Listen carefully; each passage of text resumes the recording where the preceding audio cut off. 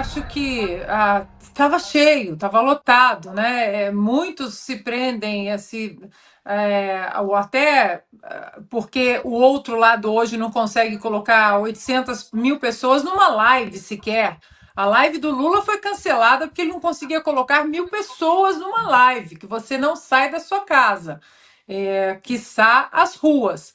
Estava muito cheio, o brasileiro já entendeu o que está acontecendo, o brasileiro não vai esquecer, o brasileiro de bem, né? Não vai esquecer o nome do Clériston da Cunha. Eu escrevi essa semana na Revista Oeste, agora na edição de sexta-feira, um artigo exatamente para ser traduzido para o inglês, é só sobre o Clesão, a cronografia, tudo, todos os eventos ali listados, todos os pedidos de habeas corpus, todos negados, foram 7 ao todo. Eu conversei com o doutor Ezequiel, o advogado dele, pedi os documentos, olhei todos os documentos, coloquei os documentos no meu artigo exatamente para ser traduzido para o inglês, porque quando você olha os documentos, quando você monta o quebra-cabeça Clériston da Cunha ali diante dos seus olhos, como, por exemplo, na consulta médica dele, que estava marcada para 30 de janeiro de 2023, ali, naquele atestado, o primeiro, pedindo para ele sair da prisão, estava escrito: em função da gravidade do quadro clínico, risco de morte pela imunossupressão e infecções, solicitamos agilidade na resolução do processo legal do paciente. Depois você pega os documentos do dia que ele foi preso. Ele simplesmente obedeceu, ele entrou, ele chegou depois que a manifestação já tinha já estava tudo calmo. Ele chegou por volta das 17 horas. Então, assim, o caso do Clériston da Cunha é uma página nefasta na história do Brasil, e isso não pode ser esquecido e não vai ser esquecido. Dito isso, sobre a manifestação, eu comentei sobre o meu artigo exatamente para ir com o discurso do Nicolas. Eu acho que o Clériston é o personagem do dia de hoje, é o personagem do pedido de anistia, porque foi um morto político, e como Augusto muito bem fala, é um corpo que ficará estendido para sempre ali na porta do Supremo Tribunal Federal. E aí, Lacombe, o discurso do Nicolas para mim foi muito enfático, foi muito importante, assim como o do governador Tarcísio, do presidente Bolsonaro, então, foi um discurso muito contundente.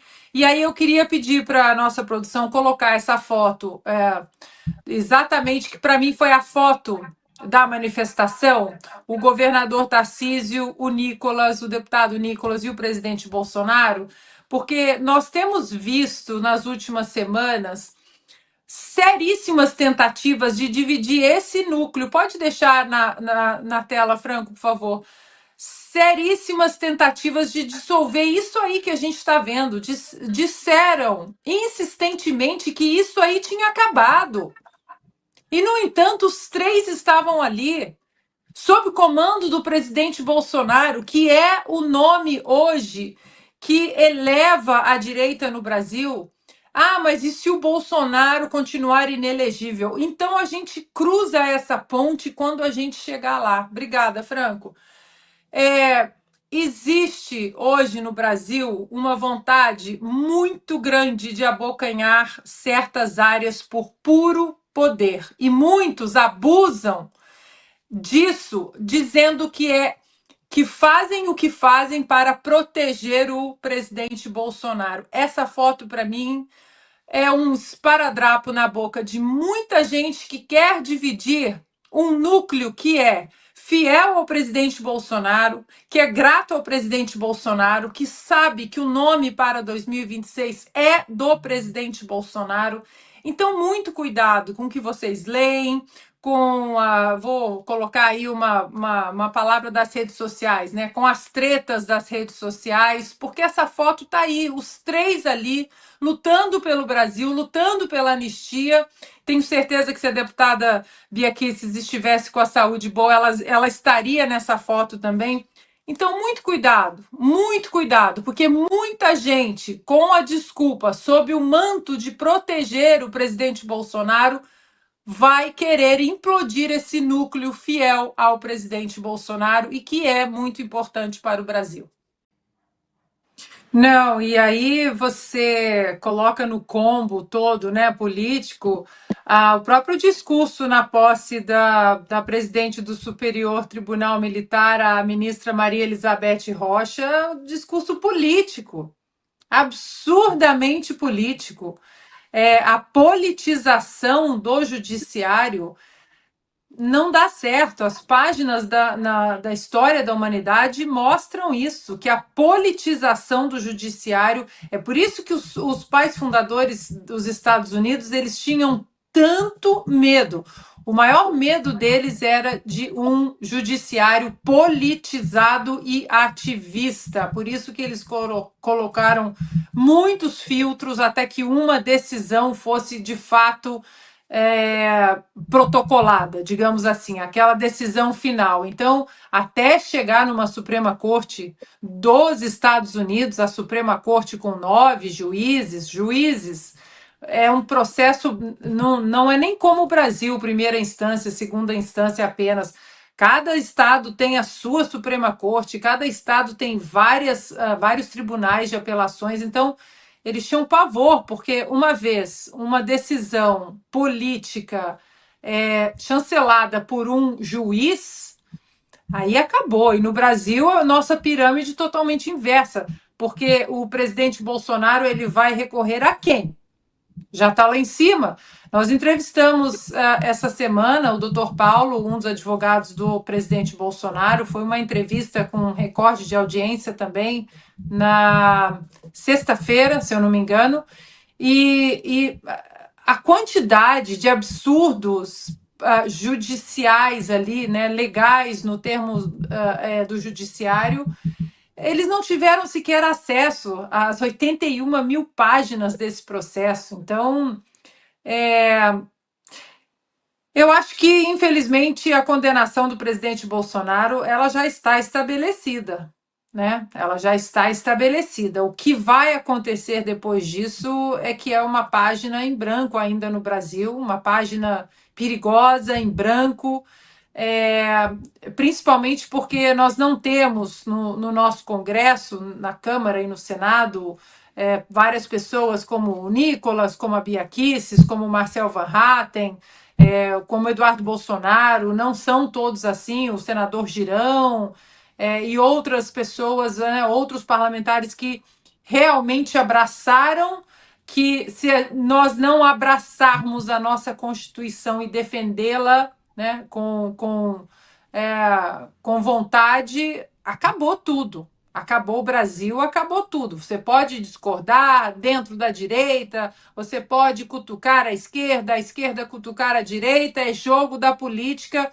Agora, a Constituição sendo vilipendiada diariamente por causa de estratégias políticas e a nossa Suprema Corte simplesmente usando isso, essas manobras políticas para abandonar a Constituição e produzir favores para os opositores ao bolsonarismo, né?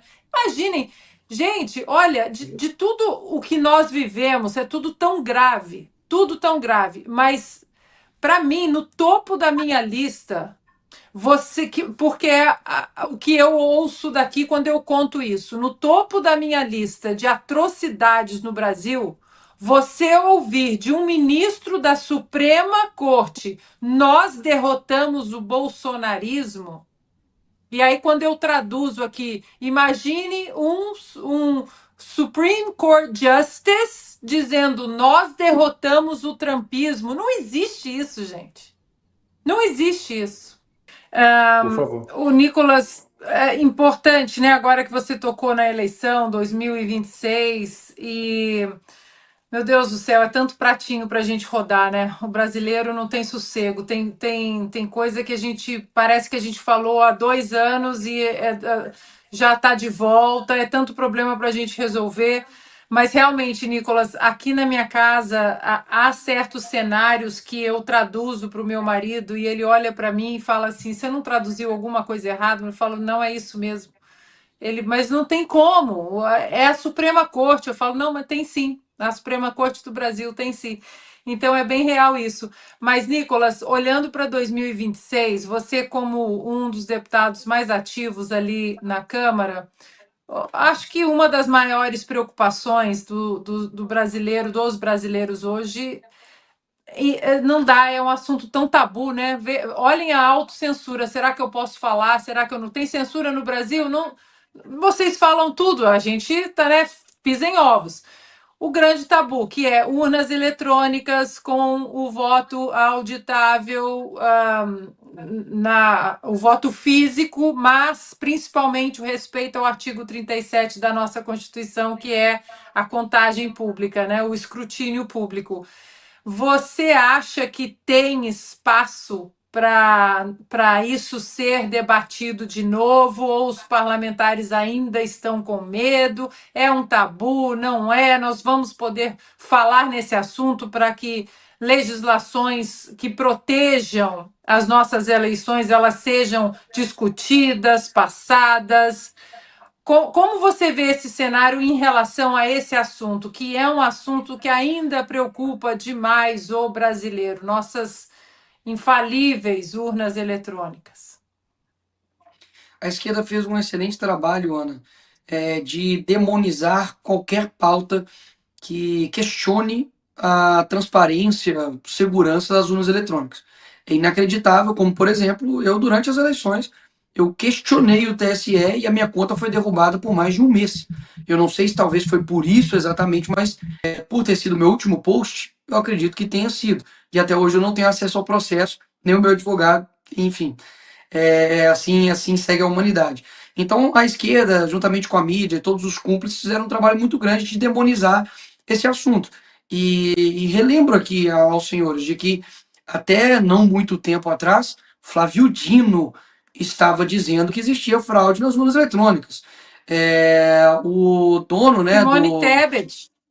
Simone Tebet, o outro lá também, o Carlos Lupe, quem foi? Que o Bolsonaro sempre fala sobre ele, né? Não sei se ele era do PDT, não sei qual partido, mas de esquerda, né? Que, enfim, O questionou Lupe isso também. defendeu. O próprio PSDB, nas eleições contra a Dilma, também questionaram. Ou seja, é algo que gera insegurança, sim, no brasileiro. Agora, eu tenho lido mais a respeito disso, eu tenho visto que, assim, que o buraco é mais fundo ainda, porque mesmo que você faça isso, o grande problema, e existem várias pessoas que falam e estudam bastante isso, muito mais do que eu, falam que o problema de fato é, digamos assim, é a apuração, é quem conta esses votos, dar transparência a quem vai contar tudo isso. Então, tudo bem, agora você cai lá o papel, né, do seu voto, tá? Mas quando tudo isso chega em uma database, quem que de fato faz a conta disso? Quem dá transparência a isso? Quem são as pessoas que, sabe, dão legitimidade a esse processo? Então, assim, espaço para debate tem, eu não vejo que isso será cerceado. Por um outro lado, não sei se são todos os deputados que teriam, digamos assim, o peito para poder enfrentar esse tema, afinal de contas, a gente sabe que nem todo mundo tem a liberdade que eu tenho, que outros deputados têm de falar, porque caso contrário podem pressioná-los com alguma coisa que eles têm de rabo preso. Mas eu vejo que sim, é uma preocupação, a gente precisa retornar esse tema. Eu, mais uma vez, me coloco à disposição nisso, eu sei que é um tema, digamos assim, sensível. Eu confesso que existe algo que está sendo feito ou que foi passado e que, enfim, me foge aqui a memória a respeito desse tema lá no Congresso, mas que eu, enfim, gostaria de falar aqui, mas me foge a memória, que foi na CCJ, alguma coisa que tenha passado nesse sentido lá no mandato da Caroline Detone, mas, mais uma vez, eles fizeram um excelente trabalho de demonizar esse debate, e eu acho que, assim, enfim, é em cima da hora. E eu só não acho que as pessoas precisam fazer com que isso desanime elas de sair das suas casas para poder votar. Eu vi isso muito acontecendo pós-eleições, a derrota do Bolsonaro, do tipo, ó, não confio mais, não vou voltar, deixa para lá. Enfim, a gente não pode fazer com que o tiro saia pela culatra e eles usem isso contra nós, né? Então é um tema sensível que a gente precisa trabalhar, mas que eu acho que ainda demora um tempo até que a população brasileira entenda a gravidade do que está acontecendo com as nossas urnas eletrônicas. Bom, como o Silvio disse, né, muitas coisas para a gente comentar sobre essa manifestação. Eu gostaria de trazer, Adriana, para mim, uma das imagens que foram várias imagens importantes, os exilados, mas essa imagem aí do Tarcísio, do deputado Nicolas e do presidente Bolsonaro foi uma imagem que me marcou muito ontem. Por quê? Porque há algumas semanas você vê claras tentativas de desunião em torno do presidente Bolsonaro. São notinhas que são plantadas aqui de Tarcísio contra Bolsonaro, a própria capa da Veja, que aconteceu de uma maneira sem sequer uma entrevista recente com o governador de São Paulo, o próprio deputado Nicolas, as pessoas tentando jogar o deputado que é um grande aliado desde o começo da sua carreira política, ainda como palestrante, como influenciador, sempre muito fiel ao Bolsonaro. Tarcísio cansa de dizer: sou fiel ao presidente Bolsonaro. Tantas outras narrativas sendo alimentadas nas redes sociais de que há uma desunião, de que há uma quebra. E essa foto, para mim, Adriana, é a resposta a tudo isso que tem sido tentado de quebrar a direita no Brasil, de tentar colocar outros nomes por N questões políticas, financeiras, isso não vem ao caso, outros nomes como líder da direita, a não ser o presidente Bolsonaro. E todos nós sabemos que hoje o grande líder da direita é o presidente Bolsonaro. É um movimento, Adriana, muito parecido com o que está acontecendo aqui nos Estados Unidos. Todos os dias tem uma notinha de uma fonte do governo Trump, diz que Trump não se dá bem com Elon Musk brigou com Marco Rubio, e todos os dias o governo fala: não tem nada disso, estamos aqui trabalhando pelo bem do povo americano. Então parece que esse movimento também está sendo consolidado no Brasil. A tentativa de separar o que Bolsonaro vem unindo e mantendo, de uma certa forma, bastante unido. Há divergências são super saudáveis, né? Muito saudáveis, mas há um núcleo muito fiel ao presidente Bolsonaro, às pautas importantes da direita no Brasil, e até o ano que vem, Adriana, 2016, um ano importantíssimo para o Brasil. Eu acho que isso vai se acentuar ainda mais, essas tentativas de quebrar um núcleo muito bem formado pelo presidente Bolsonaro.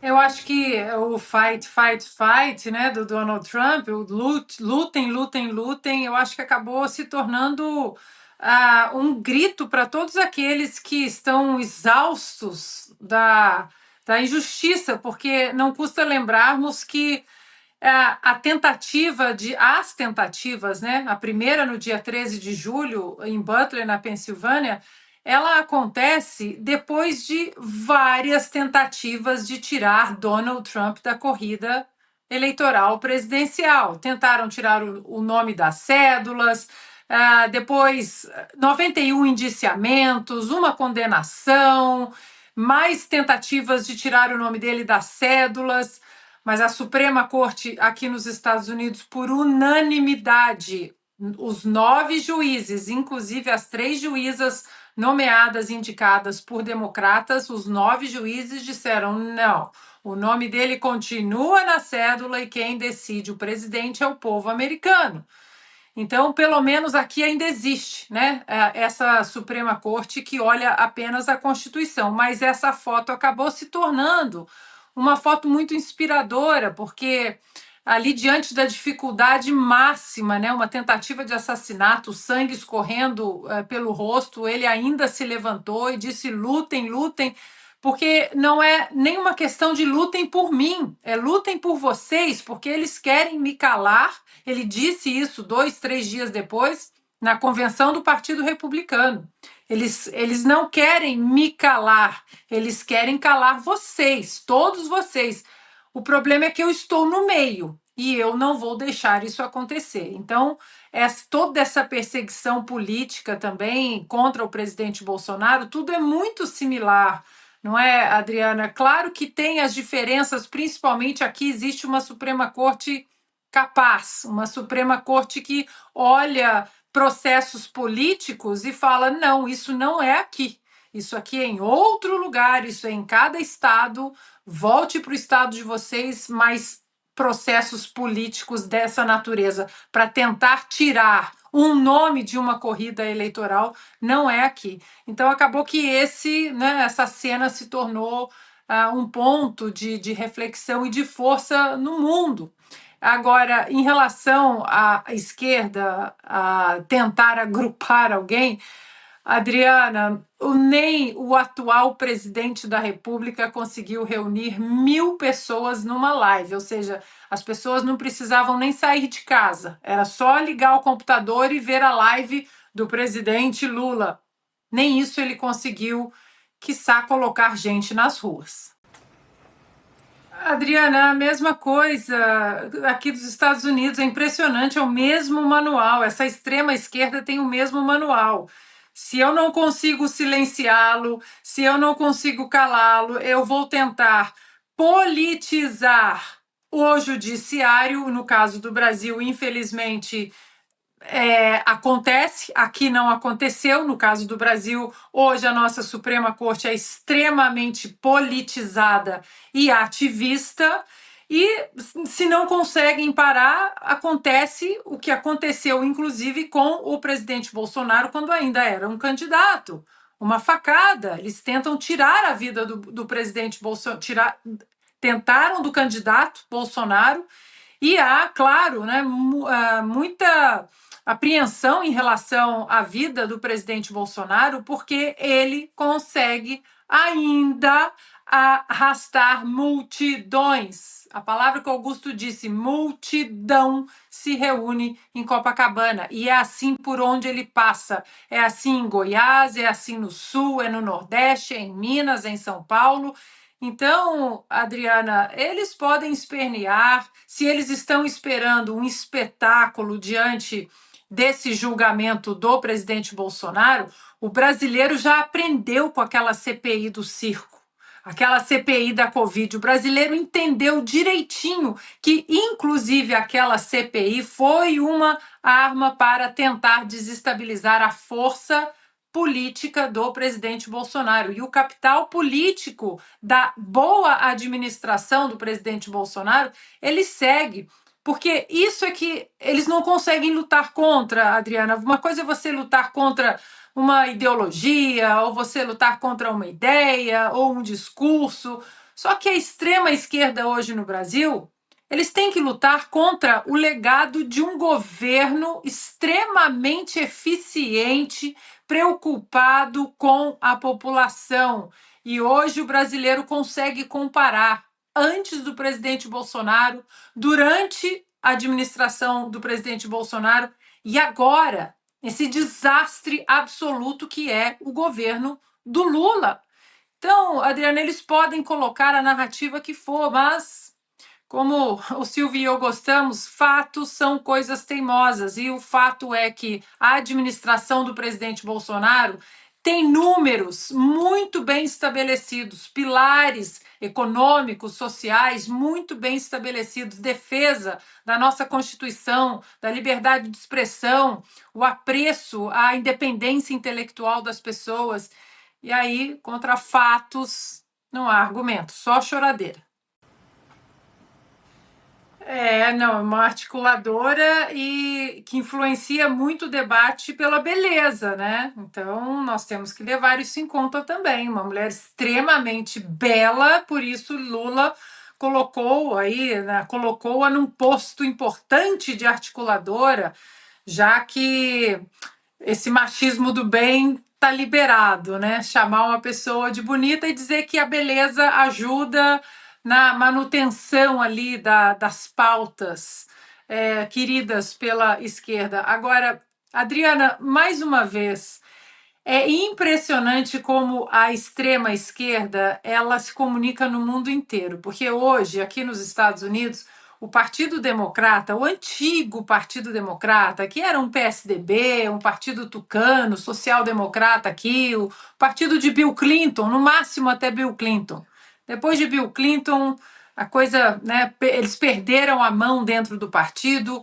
Obama, muita gente não conhece, mas Obama é extremamente radical. É só olhar o mentor do Obama, o Saul Alinsky, para ver como, através da presidência de Barack Obama, as coisas realmente foram muito para a esquerda, extrema esquerda, eu diria. Mas eu estou falando isso tudo, tocando nesse ponto, Adriana, porque aqui nos Estados Unidos já há um movimento, todos os dias na TV, hoje, inclusive, houve já mais um democrata querendo se descolar dessa extrema esquerda. O Partido Democrata sofre aqui o número mais baixo de aprovação do partido, dos próprios eleitores, 29% apenas dos eleitores do Partido Democrata hoje apoiam as pautas do Partido Democrata, e muitos já começam a abandonar esse barco, porque as pautas, o radicalismo, esse discurso todo que sai da boca da Glaze, do Lindenberg, de todo esse pessoal aí do PSOL, que vive chamando o Bolsonaro de demônio, Flávio Dino. Em algum momento, eles vão começar a se descolar, porque não são pautas que caem na graça do povo. As pessoas estão exaustas disso tudo.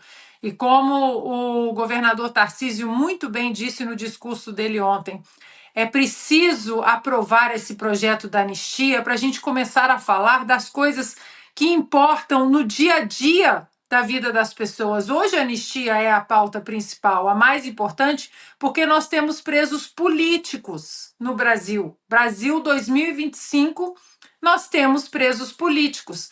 Mas nós temos tantos outros problemas que estão sendo colocados de lado porque a esquerda radical da Glaze, do Lindenberg, do Lula, eles não querem sair dessa pauta da anistia para que isso continue sendo uma cortina de fumaça, escondendo todos os reais problemas que eles vêm causando para o brasileiro no dia a dia, que não tem picanha, não tem ovo, não tem laranja, não tem azeite, enfim, não tem educação, não tem medicamentos, né? O Lula gastando mais de 4 bilhões de reais em 2 anos em viagens, enquanto o presidente Bolsonaro gastou 4 bilhões em 4 anos. Então, Paula, desculpa, Adriana, eu acho que em algum momento aqueles que ainda se consideram pessoas de esquerda, direita, de centro, tudo bem, de acordo, isso vai de acordo com a vontade de cada um, mas aqueles que se consideram de esquerda, mas que querem apenas discutir as pautas ligadas à esquerda e não essa insanidade toda que tomou conta da esquerda no mundo, eu diria, eles vão começar a se descolar porque eles não têm popularidade. Repito, não conseguem colocar 1.000 pessoas em uma live no YouTube e olham para as imagens de ontem e pensam o quê? Nós não somos populares. E, Adriana, vamos ser bem honestos. A interpretação mudou por causa do Lula. Porque se o Lula não tivesse recebido relógio, caneta, o que quer que seja, eles não iam mudar a interpretação. Mudou porque apertaram, peraí, esse aqui pode, mas esse aqui não pode. O que mostra, né, o brilhante trabalho da defesa do presidente Bolsonaro. Mas se não fosse essa exposição, porque, olha, você passa os olhos pelas manchetes hoje dos principais veículos, né, da velha e carcomida imprensa, uma notinha aqui, um rodapé ali sobre essa decisão do TCU, Só que esse caso das joias, ele foi notificado com manchetes com letras garrafais durante semanas. Semanas e semanas e semanas, e Michele, joias, depois veio a baleia e cartão de vacina. Então, é o que o comentário final ali do Piotto. É subestimar demais a inteligência do brasileiro, né? Muito. O julgamento com que nós vamos presenciar daqui a pouco, né, no caso do Bolsonaro, o Piotr estava falando da Amy Coney Barrett, né, na sabatina que houve aqui, sabatina real, não é o chá das 5 que a gente tem no Brasil, não. Sabatina real, inclusive, a grande maioria das questões e das perguntas que são colocadas para o indicado do presidente, a grande maioria é fixada nas decisões daquele juiz ou daquela juíza nas instâncias inferiores, porque para você chegar na Suprema Corte aqui é preciso uma carreira como juiz, e as decisões proferidas como juízes, essas decisões são levadas em conta. E agora nós vamos ver um julgamento, inclusive, que os juízes, né, com muitas aspas, eles tiveram acesso a centenas de páginas ali de provas que a defesa não teve, como o doutor Paulo, advogado do presidente Bolsonaro, nos contou aqui semana passada. Evidências, provas, conclusões, né, gravações, delações que a defesa não teve acesso. Quando isso é normal, a vítima tem acesso, a vítima, que é um dos juízes do caso, teve acesso, mas a defesa não tem acesso. Ou seja, esse julgamento do presidente Bolsonaro, Adriana, vai ser mais uma pecinha naquele quebra-cabeça que os americanos estão montando aqui em relação ao Brasil do Lula, de 2025. Esse que tem presos políticos, inclusive pode ter mais um ex-presidente que não cometeu crime nenhum.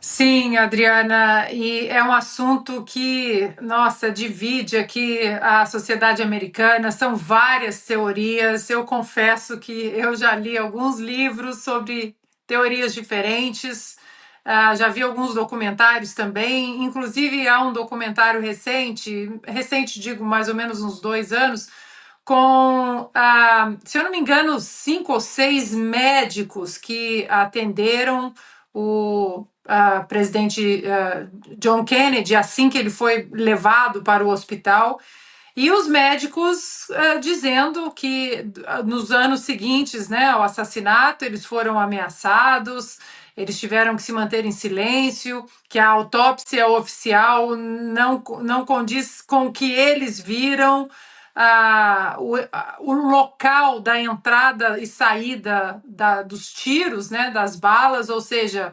é um assunto que há muitas décadas, como o presidente Trump disse, alimenta, né, a imaginação, e o americano quer saber a verdade.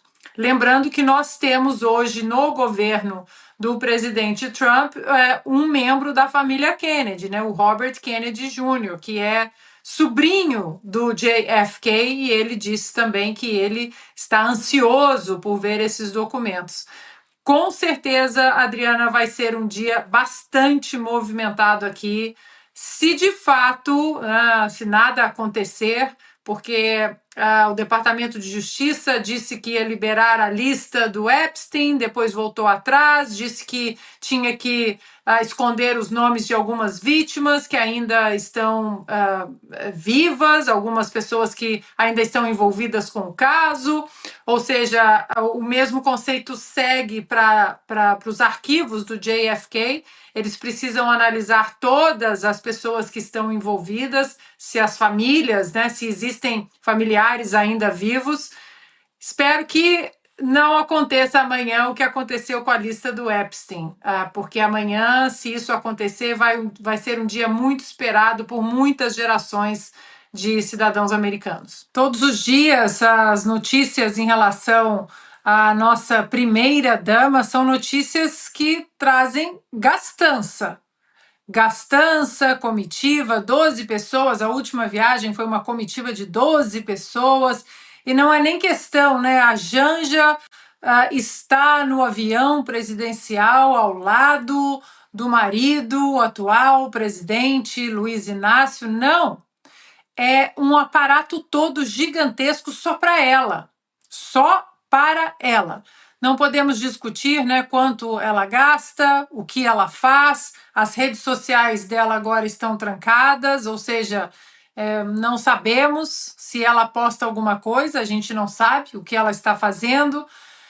Fato que antes dela trancar as redes sociais dela, Paula, eu todo dia passava ali para ver se achava algum programa social, alguma ideia, alguma comunicação diplomática em relação a essa troca de programas sociais para crianças deficientes e nada, nada. Só afetação, só celebração, só festa. E agora, uma semana antes do Lula embarcar para o Japão, a Janja está lá fazendo o quê? E com o nosso dinheiro, né? Para variar. Eu tenho até medo dessa resposta. Nessas covardias, né, que fazem aqui no Brasil, que uma pessoa basicamente faz no Brasil, contra o cidadão de bem. E essa grande covardia são essas prisões por ocasião do 8 de janeiro, onde se condena até 17 anos de cadeia, pessoas que nunca viram uma arma na sua frente, pessoas honestas, trabalhadoras, muitas nem estavam em Brasília, ou nem estavam na região da Praça dos Três Poderes, e simplesmente um enquadramento pesado e condena essas pessoas de 14 e 17 anos de cadeia. E que é uma coisa que choca, né, a gente. Mulheres com filhos pequenos, que dormem e acordam sem ver seus filhos, condenados por uma coisa que nunca passou pela cabeça deles. Eles nem sabem que é golpe de Estado. Tá?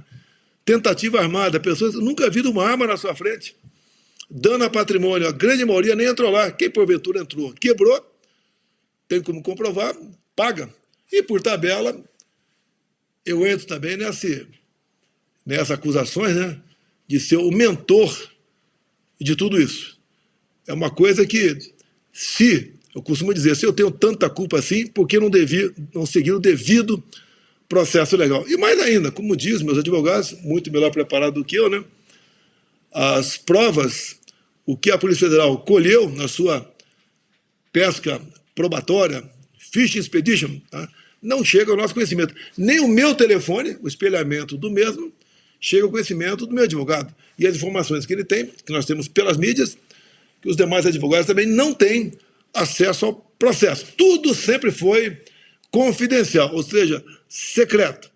Então ele ajuda, ele está com parte da imprensa, que dá divulgação a essas narrativas, tem o apoio do presidente Lula, né, de sua equipe, e ele vai levando avante essa proposta dele de buscar aí eliminar a direita do Brasil, que, segundo me consta, né, a minha eliminação da minha liberdade ou física seria o ponto máximo do senhor Alexandre de Moraes. Boa noite, presidente Bolsonaro. Boa noite, deputado Eduardo. Bom, mais um dia estranho, né, na tal democracia do Brasil. Deputado, eu queria colocar na tela uma notícia da PGR, né? Logo que a notícia que o seu passaporte poderia ser apreendido, o Gonê decide descumprir prazo sobre passaporte de Eduardo Bolsonaro. Essa é uma notícia do dia 11. E hoje, logo mais de 10 dias depois, né, da manifestação da possível apreensão do seu passaporte, hoje, logo depois da notícia de que você ficaria nos Estados Unidos, a PGR se manifestou contra a apreensão do seu passaporte. Lembrando que a PGR tinha 5 dias para se manifestar e nós estamos aí no 13º dia Deputado, o senhor acha que essa notícia do senhor estabelecendo a sua permanência nos Estados Unidos, isso tenha forçado a PGR a se manifestar contra a apreensão? Com certeza, Ana Paula. O cálculo que eles fazem é sempre político, né? Lamentavelmente, os tribunais do Brasil hoje, na verdade, a Suprema Corte tem ali algumas pessoas que já não se importam há muito tempo com as leis e as decisões são 100% políticas. Então, a pressão veio forte, a repercussão foi grande, né, da notícia de que eu não retornaria ao Brasil. Então, para aliviar essa pressão, o Procurador-Geral resolveu despachar logo hoje, né? Antes ele estava falando que não havia urgência, então hoje surgiu uma urgência dele despachar. Só que isso daí, Ana Paula, acaba sendo um tiro pela culatra, porque não me deixa tranquilo para retornar ao Brasil. Vale lembrar aqui que antes do Felipe Martins ser solto, em 2 oportunidades o PGR havia pedido a soltura do Felipe Martins e o Alexandre de Moraes não se importou. A PGR havia pedido a soltura do Clezão e Alexandre de Moraes não soltou, acabou matando o Clezão dentro do presídio. E eu poderia citar vários outros casos, né? O próprio presidente Jair Bolsonaro, um mandado de busca e apreensão que foi cumprido em uma de suas residências, em maio de 2024, também contou com parecer contrário da PGR, mas ainda assim Alexandre de Moraes, que acreditem, é o juiz desse caso todo, né, decidiu ser o investigador e mandar a Polícia Federal na casa do presidente Bolsonaro. Provavelmente para esculachar, para humilhar e para fazer o tal do Fishing Expedition, que nada mais é do que pegar o celular do presidente, da primeira-dama Michele Bolsonaro, e selecionar o que ele vai vazar para a imprensa ou do que ele vai querer se mergulhar para tentar ficar causando problemas na vida do presidente. Então, finalizando, né, é um jogo de cartas marcadas e o Alexandre de Moraes, eu não sei se ele estava precificando que eu poderia ficar aqui nos Estados Unidos, porque ele arranjou, com certeza, a maior pedra no sapato da vida dele, porque aqui fora nós temos instrumentos. Você sabe muito bem, Ana Paula, você mora aqui na Califórnia, um cidadão americano, um cidadão comum americano, ele tem mais liberdade de expressão do que um deputado federal ou um senador no Brasil, com a sua imunidade parlamentar garantida na Constituição. Então, eu tenho algumas entrevistas marcadas ainda hoje para algumas televisões americanas, né? Uma das entrevistas é com Matt Gaetz, que foi sondado para ser o procurador-geral da República do Trump, né? Não foi ele, entrou a Pam Bondi lá da Flórida, mas é extremamente bem articulado e, inclusive, na última vez que eu participei do programa dele, ele me deixou a oportunidade, os microfones abertos, para eu mandar uma mensagem para o presidente Trump. E depois ele mesmo, nos bastidores, falou para mim: Eduardo, eu vou recortar esse teu vídeo e vou mandar para o presidente, vai chegar para ele. Então o Trump está sabendo o que está acontecendo aqui e eu acho que a solução vai vir aqui dos Estados Unidos para resgatar as nossas liberdades no Brasil. Fica até muito bizarra a comparação se você comparar com a anistia que foi dada lá em 1979, que foi dada a pessoas notoriamente que se envolveram em sequestros, como o sequestro do embaixador americano, onde o José Dirceu foi trocado, né, um dos prisioneiros trocados pelo embaixador americano, cônsul japonês, assassinato de major militar alemão no Rio de Janeiro, sequestro de aeronaves levadas para Cuba. Esses sim crimes notoriamente hediondos. E ainda assim, aquele governo que eles diziam ser uma ditadura anistiou essas pessoas, né, e conduziu para uma abertura democrática sem que fosse dado nenhum tiro. Hoje em dia, no Brasil, essas pessoas que estão cumprindo penas de até 17 anos de cadeia, né, eu gosto muito de citar a Iracina Gosch, porque você personifica uma pessoa de 71 anos de idade que nunca pisou numa delegacia, condenada a 14 anos de prisão. Eu falo o seguinte, você imagina, você que está me assistindo agora aí na Revista Oeste, imagina que você é o Alexandre de Moraes. Na sua frente está a Iracina Gosch. Você olha para ela e fala, 14 anos de cadeia para você. Posso admitir que uma pessoa dessa esteja em sã consciência. É por isso que eu tenho repetido tanto a palavra psicopatia. Não é com um adjetivo negativo. É a semântica literal da palavra. É a pessoa que tem os seus próprios valores. Porque para você conseguir conviver bem consigo mesmo, mandando Iracina Gosch, de 71 anos de idade, para a cadeia durante 14 anos, meu Deus do céu, acho que você não tem vó em casa, você é filho de chocadeira, não é possível. Então, que Deus ilumine a cabeça de todos os parlamentares e que a gente esteja próximo dessa aprovação da anistia. E eu tenho certeza, uma vez aprovada na Câmara, vai caminhar também, naturalmente, para uma pressão e uma aprovação no Senado Federal. Acabou de sair aqui, presidente, que o líder do PT na Câmara, o Lindbergh Farias, e também o deputado Rogério Correia, do PT, pediram hoje ao Supremo para proibir o senhor de sair de Brasília e também pedindo que o senhor impedir que o senhor se aproxime de embaixadas de outros países também em Brasília. Queria que o senhor comentasse esse pedido do PT que saiu agora há pouco, na sequência do anúncio do deputado Eduardo Bolsonaro de permanecer nos Estados Unidos. Vão pedir tornozeleira eletrônica também? Já pediram? Qual crime eu cometi? Já pediram. Qual crime eu cometi? Eu fiquei 3 meses nos Estados Unidos. Poderia ter continuado. Tinha proposta para ganhar muito bem aí, apesar de não falar inglês, mas dado a minha bagagem de conhecimento, tinha oportunidade para ficar aí. Resolvi voltar para cá com todos os riscos que corro até hoje. Tá? E estou fazendo isso pelo meu país. Eu não sou como o chefe dele, o Lula, que tem obsessão pelo poder. Eu tenho paixão pelo meu Brasil. E não dá para comparar a administração atual com a minha, até pela qualidade dos respectivos ministros. E eu tenho uma coisa na memória do povo.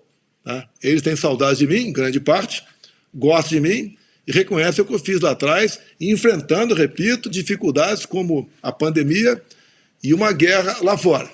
Terminamos 22, contando a informalidade, basicamente pleno emprego no nosso país. Todo mundo ganha dinheiro, do mais humilde lá embaixo ao grande empresário lá em cima. Essa sempre foi a nossa política. Se me permite, né, rapidamente sobre política econômica, que o povo precisa é comida na mesa. Tá? E não ficar discutindo apenas política. Mas o Trump, quando assumiu, ele falou que ia seguir 4 eixos na sua economia. Primeiro era desregulamentação. Nós aqui revogamos, junto com o Rogério Marinho, né, revogamos 5 mil normas regulamentadoras.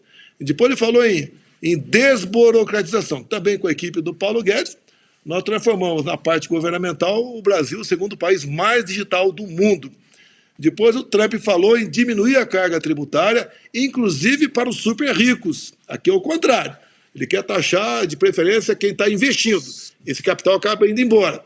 Nós aqui, na diminuição da carga tributária, o exemplo foi claro. Com o apoio do Lira, o presidente da Câmara, nós zeramos os impostos federais dos combustíveis e botamos um teto no ICMS dos combustíveis também, entre tantas e tantas outras coisas.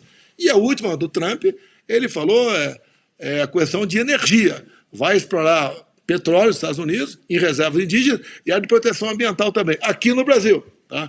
Nós aqui acertamos a questão de energia de Santa Quitéria, junto com o ministro Saxida, na época, Santa Quitéria, para que possamos explorar, então, urânio naquela região. Também para o Vale do Jequitinhonha, de Minas Gerais, nós acertamos aqui a exploração de lítio para aquela região. Também, na região lá da foz do Rio Madeira, começamos as nossas tratativas, íamos buscar alternativa para explorarmos, tá? Fertilizante que tem abundância, não precisamos ficar reféns de outros países ou dependentes de outros países, como, por exemplo, da Rússia. Ou seja, estava no caminho certo aqui. Logicamente, eu entendo o meu tamanho, o tamanho do Brasil perto do Trump. A economia americana é 14 vezes maior do que a nossa. Não é igual um boquiroto falou há pouco aí, o Trump governa lá e eu governo aqui. Estamos aguardando, o Trump está aguardando ele resolver a guerra da Ucrânia tomando cerveja. Tá certo? Com a cervejinha, com o Putin e com o Zelensky. Ou seja, o nosso país tem tudo para dar certo. Aí precisa, sim, não é o povo escolher bem, que acredito que o povo, na maioria das vezes, escolhe bem. Devemos ter outros mecanismos para que se evite qualquer possibilidade dos maus voltarem ao poder. Em cima do que já disseram o Silvio e o Piotr, a única coisa que não dá para a gente não fazer coro, a gente tem que fazer coro e repetir o tempo todo não adianta a polícia fazer o seu belo trabalho, aquilo esperado pela sociedade brasileira que não aguenta mais tanta violência e daqui a pouco os bandidos estarem na rua de novo, cometendo mais crimes e mais crimes. Nós estamos vivendo aqui nos Estados Unidos, nas últimas semanas, com a política agora de apreensão e deportação dos imigrantes ilegais que entraram em massa aqui nos últimos 4 anos, sob a administração Joe Biden. E é impressionante, Paula, a quantidade de imigrantes ilegais que foram presos nos últimos 2, 3 anos e que foram liberados pela polícia. Aliás, pela polícia não, pela promotoria, né, pelo Ministério Público. A polícia prende e o Ministério Público daqui, a promotoria também solta. N motivos, né? Direitos humanos, aquele falatório todo. O único que não tem protegido o seu principal direito humano, que é o direito à vida, é o cidadão de bem hoje no Brasil. Aqui nos Estados Unidos, pelo menos ainda há a segunda emenda à Constituição, o direito do cidadão americano de possuir uma arma para poder se defender. Mas isso no Brasil agora também virou tabu. Não temos esse direito no Brasil. Ou seja, os criminosos têm armas, os criminosos têm liberdades que os cidadãos não têm mais, e os criminosos também contam com a demonização das forças policiais por parte da esquerda. Então é o que você disse, Paula. Não adianta a polícia fazer esse belíssimo trabalho, o esperado da população, pela população brasileira, e daqui a pouco, daqui a 2, 3, 4, 5 dias, uma semana, os bandidos estarem de volta às ruas cometendo novos crimes. Isso é o pior. Paula, bom, uma dessas comissões, né, que seria presidida pelo deputado Eduardo Bolsonaro, agora com o Felipe Barros. Lembrando que o Felipe Barros, ele teve uma atuação muito importante no Congresso, ali na articulação da aprovação do voto impresso, auditável e sob escrutínio público, como diz a Constituição, no artigo 37. E foi numa live do deputado Felipe Barros, junto com o presidente Bolsonaro. O presidente Bolsonaro até mencionou ontem, rapidamente, né, o inquérito 1361. Foi numa live que agora está sob sigilo, e foi colocado sob sigilo depois, exatamente depois dessa live, do presidente Bolsonaro e do deputado Felipe Barros. E ali mostrava um trecho de um relatório da Polícia Federal que, a convite do Tribunal Superior Eleitoral em 2016, o tribunal, o TSE, estava preocupado com hackeamento, com invasão dos computadores, das urnas, enfim, convidou a Polícia Federal para fazer uma varredura, ver se o sistema todo era seguro, etc. E a Polícia Federal, em 2016, escreveu o seguinte relatório, aspas para o relatório da Polícia Federal: não é possível auditar de forma satisfatória o processo entre a votação do eleitor e a contabilização do voto no boletim de urna. Fecho aspas para o relatório da Polícia Federal de 2016, a convite do próprio TSE. Isso tudo veio à tona, os brasileiros, nós ficamos sabendo desse relatório da Polícia Federal graças ao deputado Felipe Barros. Então, é um nome de peso, e eu acho que agora eles se complicaram, que eu digo o consórcio, né, o establishment, o sistema se complicou, eles se complicaram ainda mais porque eles colocaram um nome de peso nessa comissão. E agora o Eduardo Bolsonaro aqui fora, ou seja, uma comissão que teria um trabalho, o Eduardo Bolsonaro que teria um trabalho dobrado, né, com tantas coisas nessa comissão, no Brasil, agora essa comissão acabou sendo dividida de uma forma brilhante, estratégica, né? A permanência do Eduardo Bolsonaro aqui nos Estados Unidos é uma permanência estratégica e complicou a vida, né, do consórcio, do establishment, do deep state.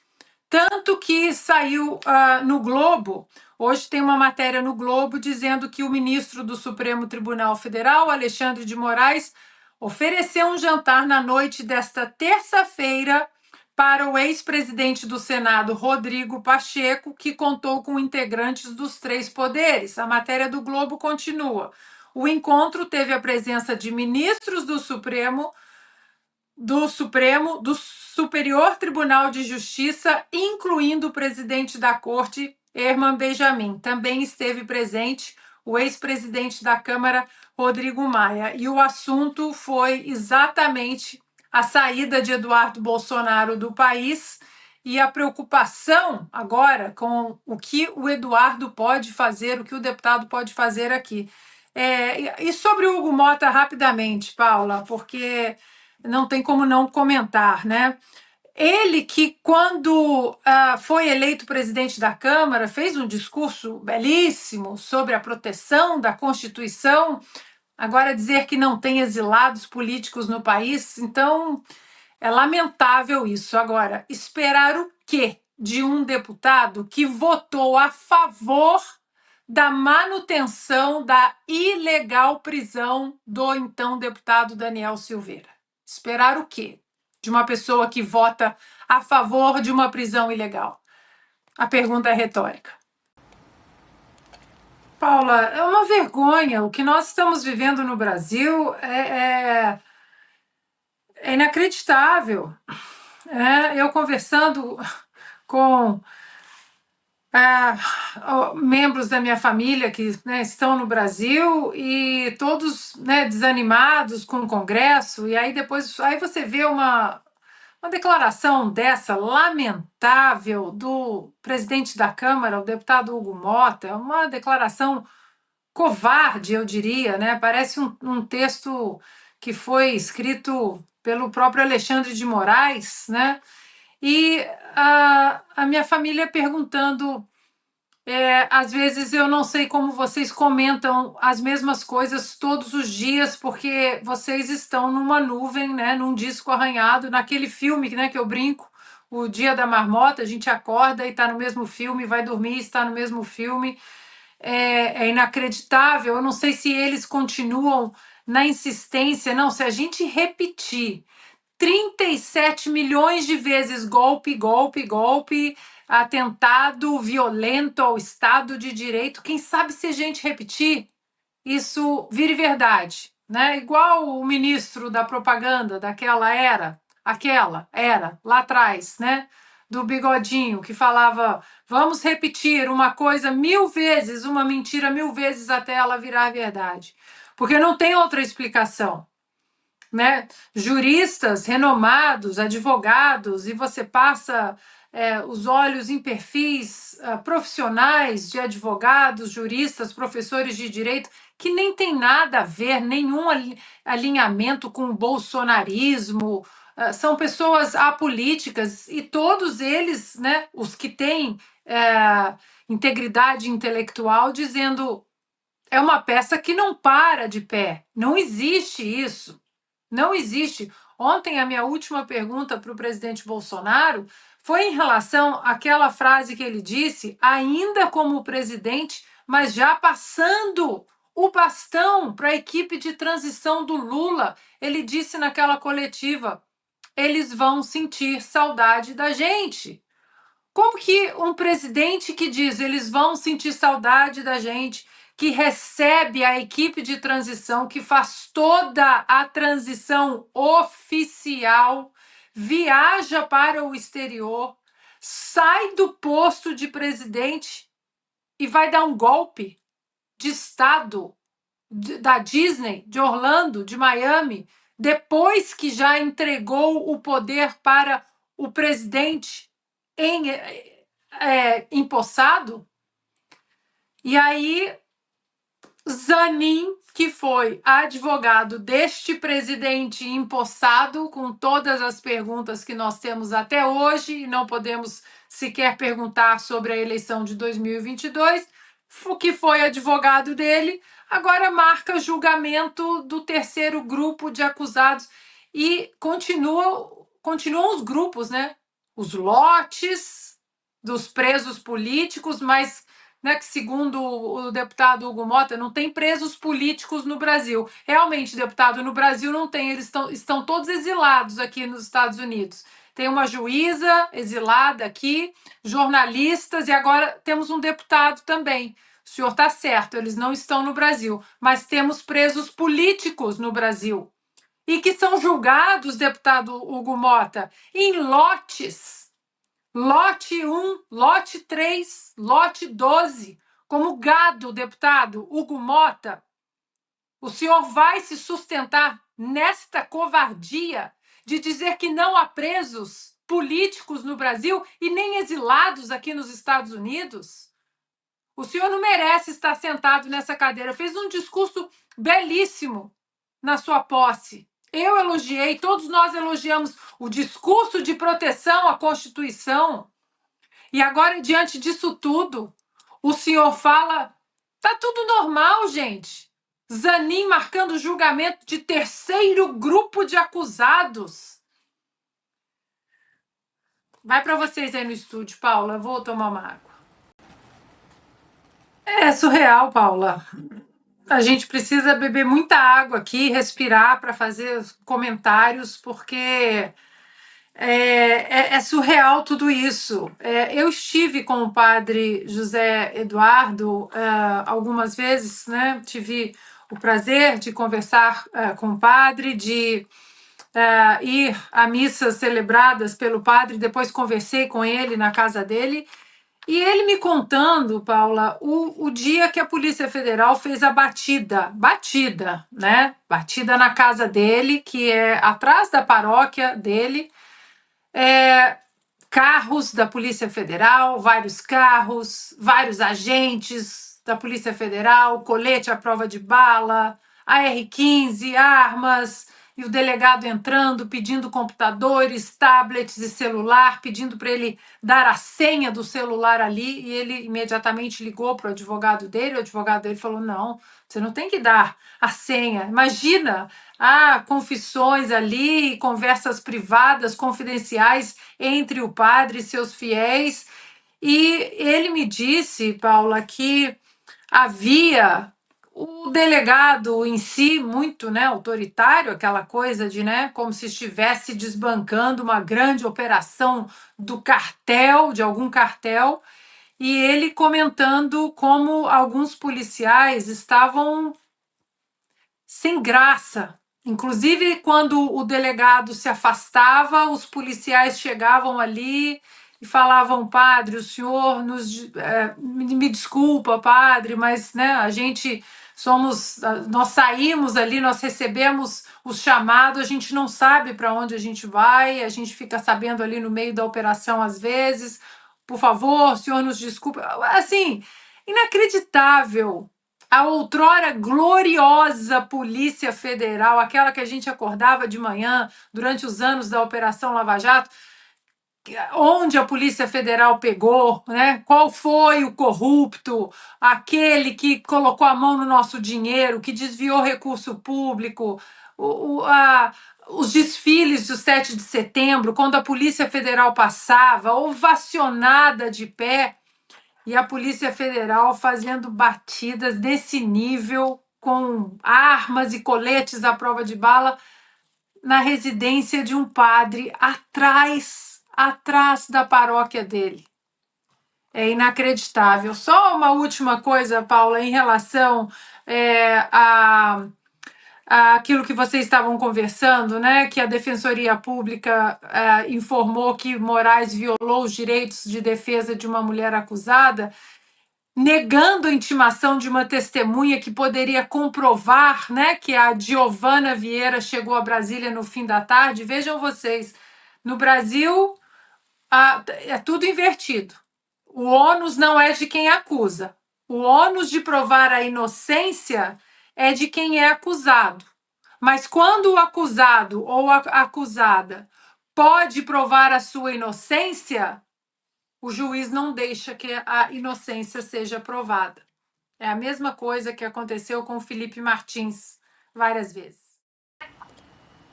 Silvio, como é mesmo aquela frase? Fatos são coisas teimosas. Paula, é impressionante, né? O que aconteceu, né? O balão, né? O tubo de ensaio em relação ao controle social que foi implementado na pandemia é uma experiência macabra, mas muita gente sabia que as máscaras não eram capazes de conter transmissão da Covid.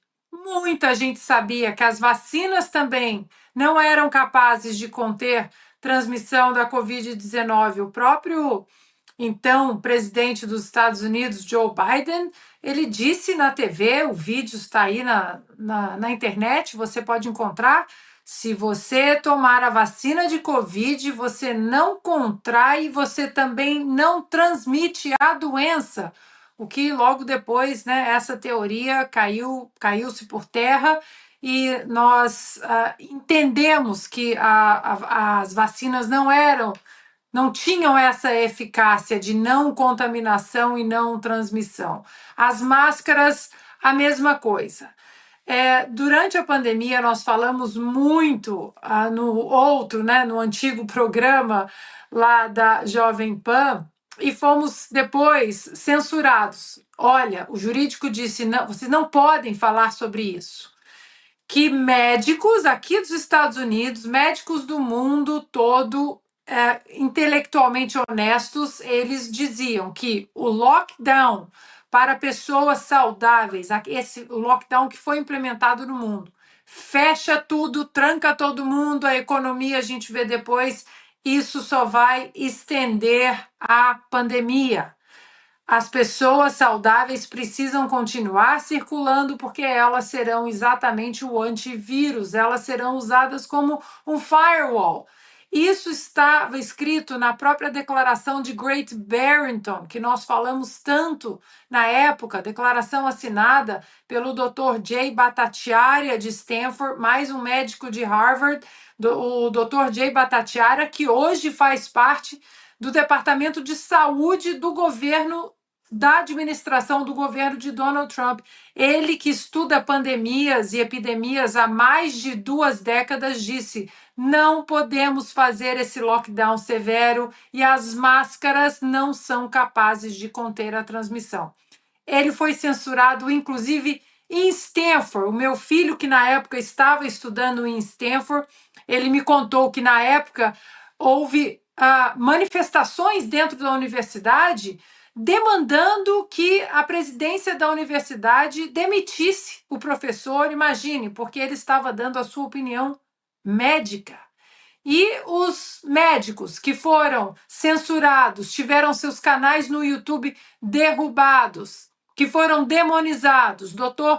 Paulo Porto de Mello, Dr. Zeballos, quantos outros médicos no Brasil que foram demonizados, Dr. Francisco Cardoso, todos demonizados porque, vejam vocês, falaram exatamente isso, que as máscaras não são capazes de conter transmissão da Covid-19. E eles disseram na época, muito bem embasados em estudos anteriores.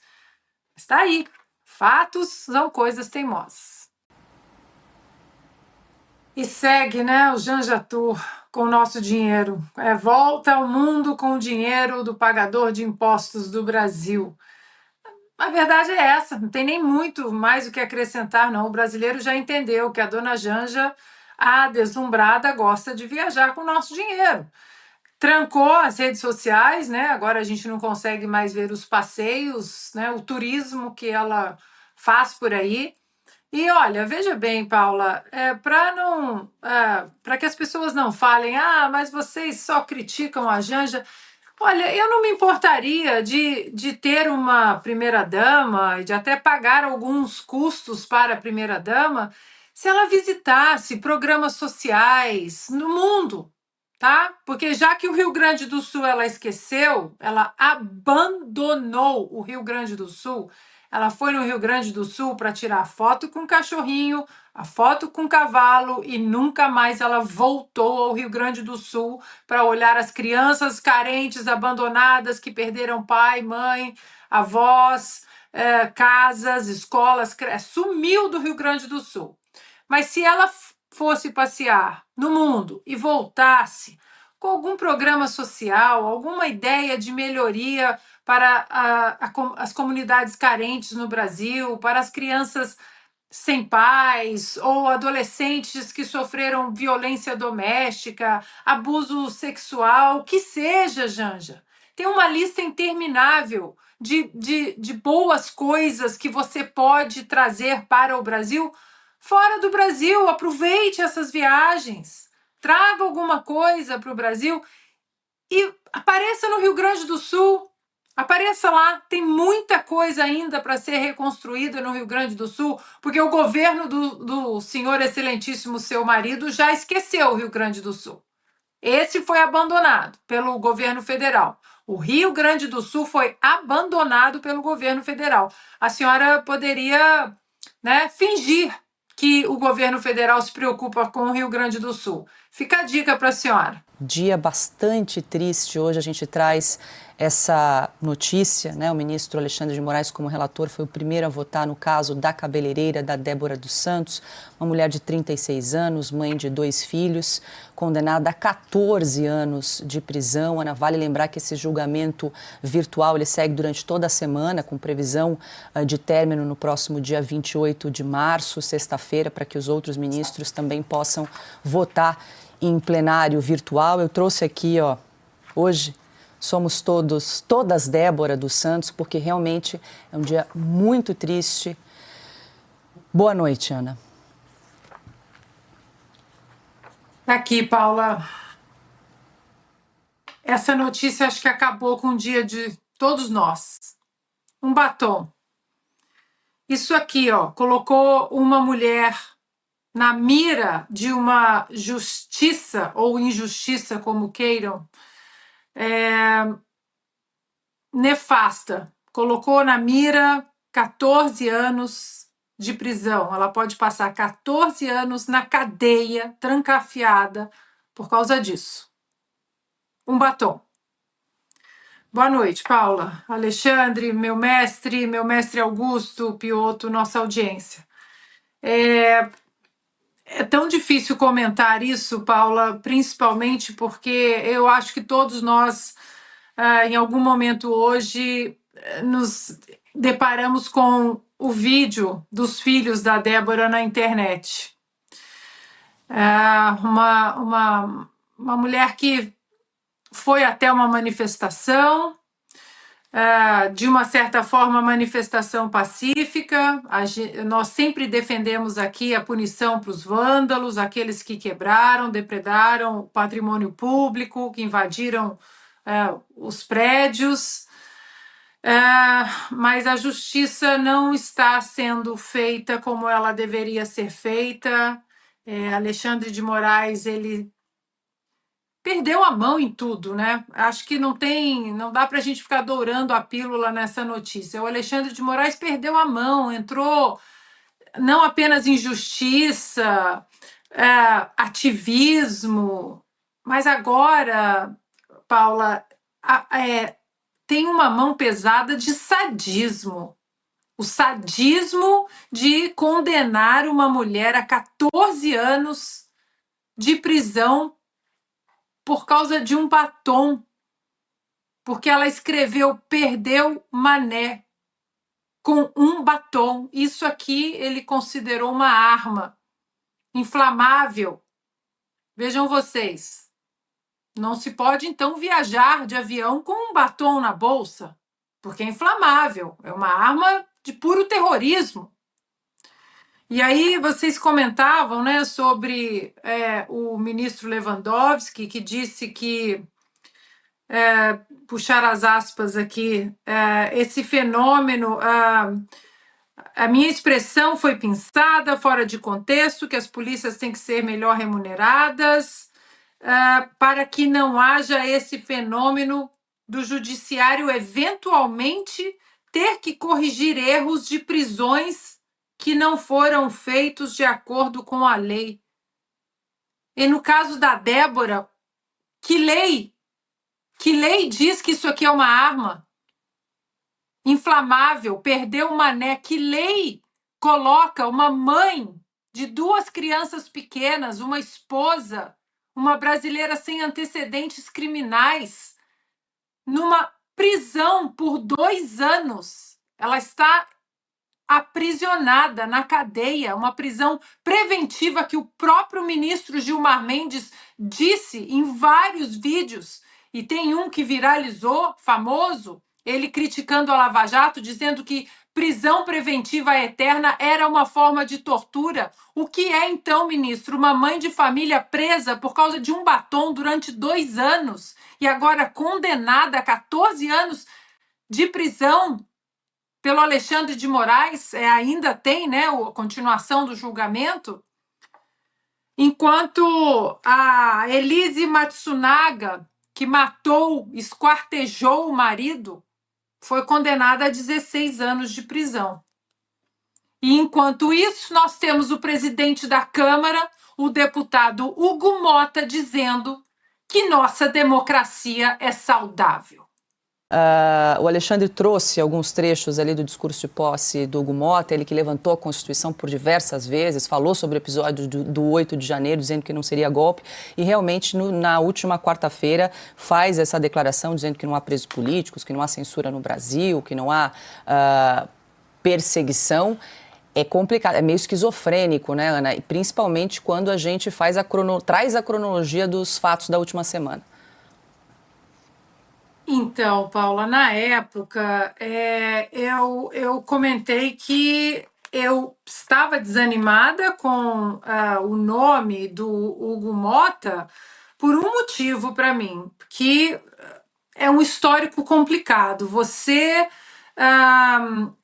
apoiar a prisão ilegal de um deputado, que foi o que ele fez, o deputado Hugo Mota, ele foi a favor da manutenção da prisão ilegal e inconstitucional do então deputado Daniel Silveira. Isso para mim foi um grande alerta, mas depois do discurso dele, logo após, né, a eleição para a presidência da Câmara, ele fez um discurso de proteção à Constituição, embora o discurso ali ele tenha ido contra os atos do próprio deputado. Eu disse, olha, eu vou abusar da minha mineirice e vou ficar aqui em cima da montanha só observando. O tempo vai dizer o que o deputado vai promover para a casa. E o tempo foi rápido. Um congresso que infelizmente não é uma casa que fica, né, de joelhos a um judiciário ativista e político, é o fim de qualquer democracia, né? E o que nós vimos essa semana nesse discurso do deputado Hugo Mota foi exatamente isso, uma covardia, uma submissão a um judiciário político e ativista. E agora a pergunta fica: por que essa mudança de um discurso como presidente da Câmara, de vou proteger a Constituição, disse que não houve golpe no 8 de janeiro, e em tão pouco tempo mudou completamente? Aí acontece essa semana nós tivemos, aliás, no começo de março, nós tivemos uma notícia que você começa a fazer um quebra-cabeça, né?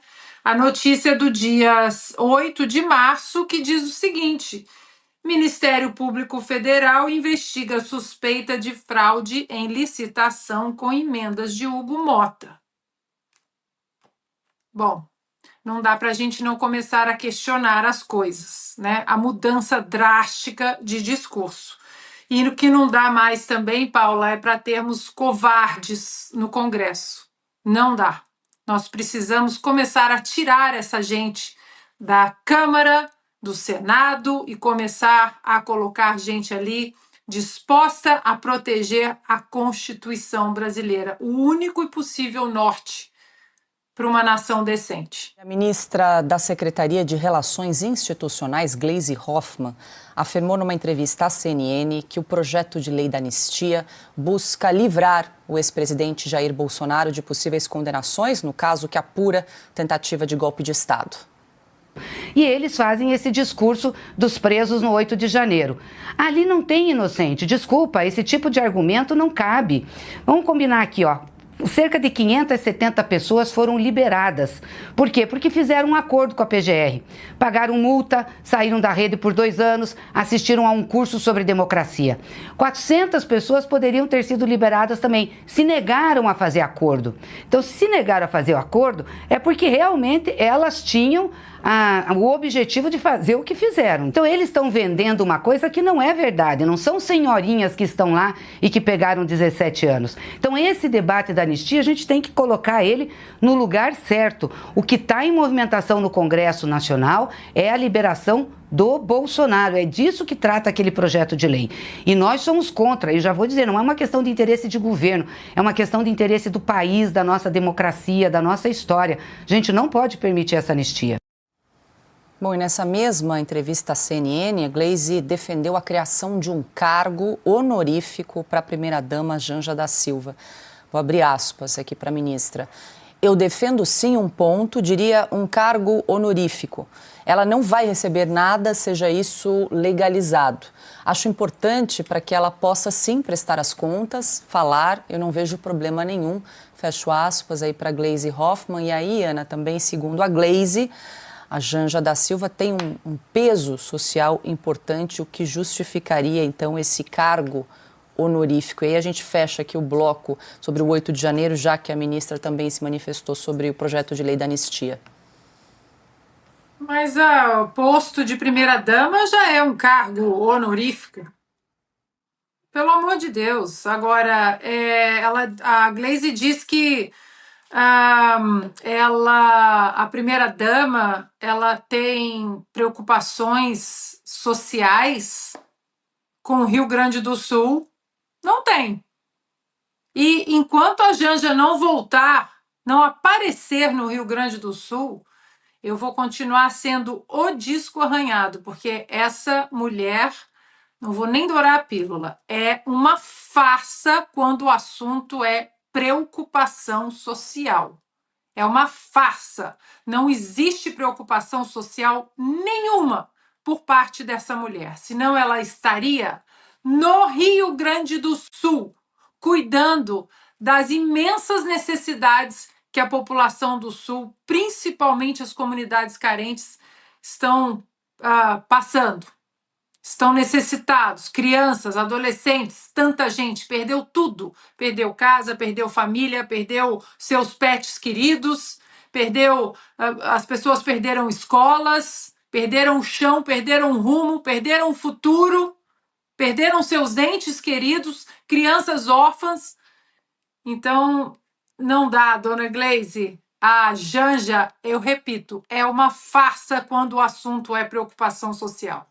Deputados filiados ao partido de Donald Trump, Maria Elvira Salazar e Rich McCormick, enviaram uma carta ao presidente dos Estados Unidos na quinta-feira, pedindo que ele puna o ministro Alexandre de Moraes com a lei Magnitsky, que proíbe a entrada dos sancionados em solo americano e impede transações financeiras com empresas e cidadãos dos Estados Unidos.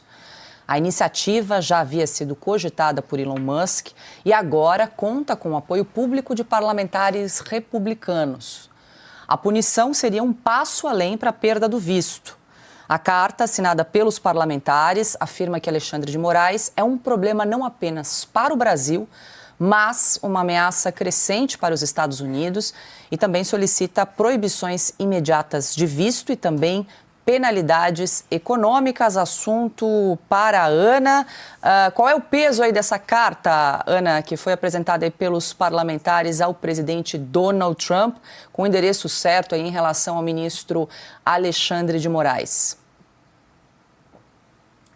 Paula, o peso dessa carta, ele é grande e vejam vocês, principalmente por causa da decisão do deputado Eduardo Bolsonaro de ter ficado aqui nos Estados Unidos. Se as coisas andavam devagar, e aqui as coisas andam devagar, porque aqui existe um imenso respeito a qualquer processo legal, à Constituição americana, as coisas deram uma acelerada significativa depois da decisão do Eduardo Bolsonaro. Foi uma decisão muitíssimo acertada, porque jogou mais luz ainda no regime totalitário ao qual o Brasil está submetido, né? O regime alexandrino, digamos assim, e com a conivência e o silêncio de muitos no Supremo Tribunal Federal, muitos no Senado, muitos na Câmara também, agora até o presidente da Câmara fazendo discurso pró-democracia, está tudo bem, não tem nada para olhar aqui, parece até que foi o próprio Alexandre de Moraes que escreveu aquele discurso do deputado Hugo Mota essa semana. E, Paula, eu conversei ontem, que eu estava de folga, conversei longamente pelo telefone com um assessor importante do Senado aqui dos Estados Unidos, e ele relatou que outros nomes estão entrando no radar da Lei Magnitsky.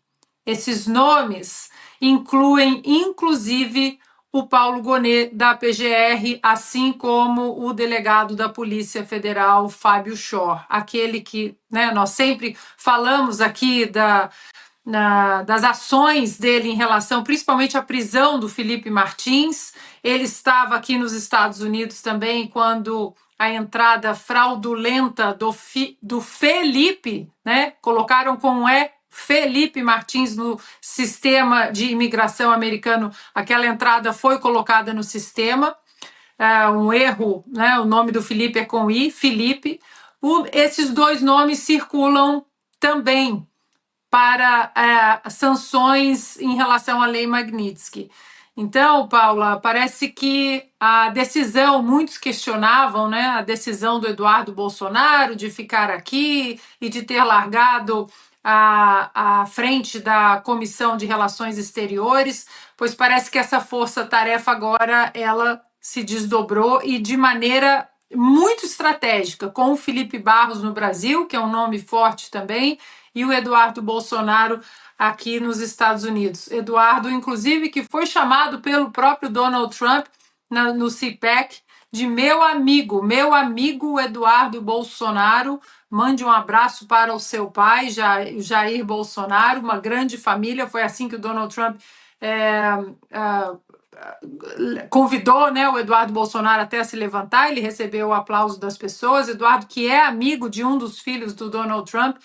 Então, Paula, eu não sei se o governo, a base governamental, sabia que Eduardo estava aqui nos Estados Unidos quando eles fizeram o pedido para que Alexandre de Moraes confiscasse o passaporte dele. Fato é que o tiro saiu pela culatra e as coisas agora aqui em relação ao Brasil estão sob holofotes brilhantes, bastante brilhantes. Muita gente falando sobre o Brasil. O Sindicato dos Petroleiros do Rio de Janeiro divulgou nas redes sociais um vídeo em que uma funcionária da Petrobras, identificada como Luciana Frontin, diz estar preocupada com a exigência de retorno ao trabalho presencial. Luciana afirma que a mudança tem causado estresse e sintomas físicos que ela nunca havia sentido antes em 17 anos trabalhando na estatal. Só a ideia do impacto de voltar aos 3 dias de presencial já está me deixando preocupada, elevando meu nível de estresse, afetando minha saúde e minha produtividade. A antecipação dos 5 dias já está gerando ansiedade ao ponto de causar sintomas físicos, o que eu nunca senti em 17 anos de empresa. Eu preciso de um ambiente de trabalho que seja compatível com as minhas necessidades para continuar produzindo de maneira saudável. E para isso, eu preciso manter um pouco de autonomia para gerenciar o meu tempo e conseguir priorizar os cuidados da minha saúde e da minha família. Olha, é uma pena que você que está em casa não conseguiu aqui ver as caras dos comentaristas enquanto a gente exibia esse vídeo da funcionária da Petrobras, Ana. A gente juntou esses dois assuntos. Primeiro, ali a unidade do restaurante fazendo um desabafo que não consegue contratar, e agora a funcionária pública dizendo que não quer voltar ao trabalho presencial 3 vezes por semana. Faz mal à saúde. Está estressada. Prejudica a saúde. Esse vídeo é mentira, não é verdade? Ninguém desmentiu Não é ele, possível. Ana. Alexandre? Valei-nos Elon Musk. Estão precisando do Elon Musk aqui para botar. Hoje eu vim para casa, Valei-nos lá pelas 4 da tarde, achei estranho. Puxa, congestionamento. Nós já estávamos indo embora, estava todo mundo indo embora, já às 4 da tarde. É sexta-feira, né? Então vamos sextar, né? Agora, o pessoal me conta que não, é tudo normal, o pessoal que é o terno e gravata, né? Os salários mais baixos, eu vejo o pessoal indo 7 horas, 7h30. Agora, os salários mais altos, os cargos em comissão, vão 10h30 por aí, e depois vai embora mais cedo também. O almoço dura um tempão enorme. É isso, né? E o contribuinte, senhor contribuinte, o senhor está pagando imposto para sustentar isso, né? O Piotr falou em reforma do Estado, né? Reforma do Estado é necessária. Estado mais ágil, mais magrinho, tá muito inchado. E aí temos esse espetáculo incrível dessa senhora e dessa funcionária da estatal. Meu Deus, se eu voltar a trabalhar, eu vou me sentir mal, vai afetar a minha saúde. É isso.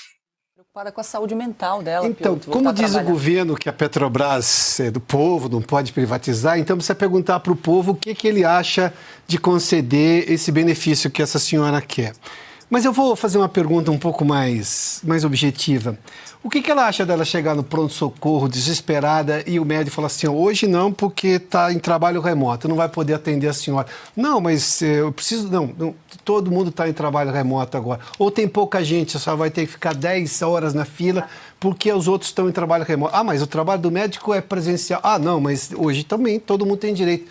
Sabe, como disse a Ana, é de verdade isso aí? Ana, é de verdade, porque atualmente, Ana, são 2 dias por semana que eles trabalham presencial. Aumentou para 3. Aumentou para 3. E ela falou que só a ideia de voltar 3 dias já deixou doente. Deixou estressada. Olha, eu estou aqui no Sem Filtro 4 dias por semana. Eu acho que eu vou ficar muito estressada. 4 dias, vou começar a reclamar. Agora, brincadeiras à parte, eu fico imaginando o Alexandre Garcia, que gosta muito desse assunto também, eu fico imaginando essa gente na época das grandes guerras. Eu estou cansada, eu estou estressada, eu não vou para a fábrica, eu não vou.